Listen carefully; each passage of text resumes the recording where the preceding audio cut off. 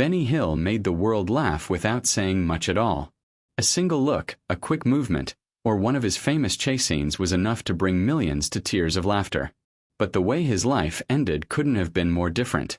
There was no audience, no laughter, just silence. When Benny Hill died in 1992, he was alone in his apartment. For 2 days, no one even realized he was gone.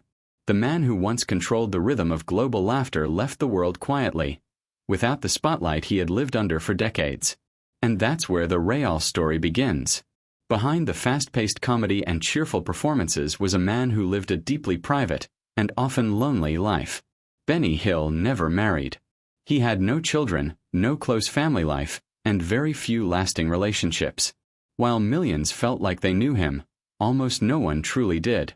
The more famous he became, the more he pulled away. Born in 1924 in Southampton, his early life was simple and ordinary. There was nothing dramatic pointing him toward fame. But there was one small detail. His grandfather had been a circus clown. It wasn't something heavily discussed, but it quietly shaped how Benny saw the world. He didn't learn comedy from books or formal training. Instead, he observed people. Small habits. Awkward moments. Subtle reactions. He noticed the things others ignored, and stored them away. Before fame, he worked regular jobs. Shop assistant, milk delivery, labor work. Nothing glamorous. But during this time, he was studying human behavior without even realizing it.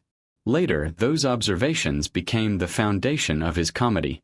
World War II changed everything.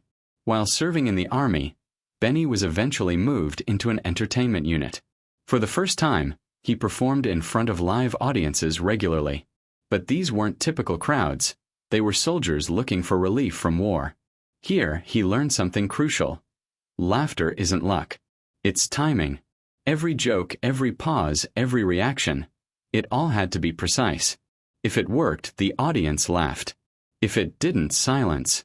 This became his training ground.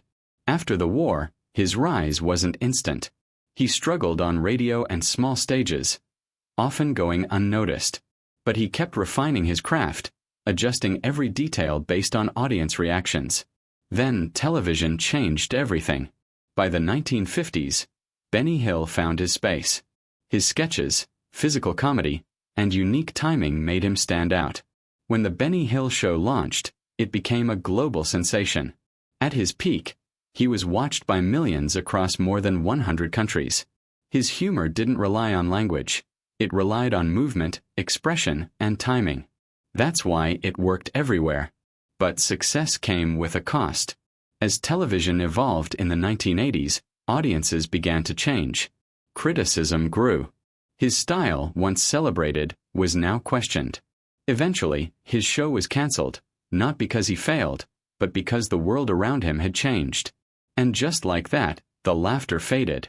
In his final years, Benny lived quietly, sticking to simple routines. Despite his wealth, he lived modestly and kept to himself. No big social circle. No family waiting at home. Just silence. Benny Hill's legacy isn't just about comedy. It's about contrast. The man who made millions laugh, yet lived a life few truly understood. If you love uncovering the hidden stories behind classic Hollywood legends, subscribe to Classic Hollywood Feuds.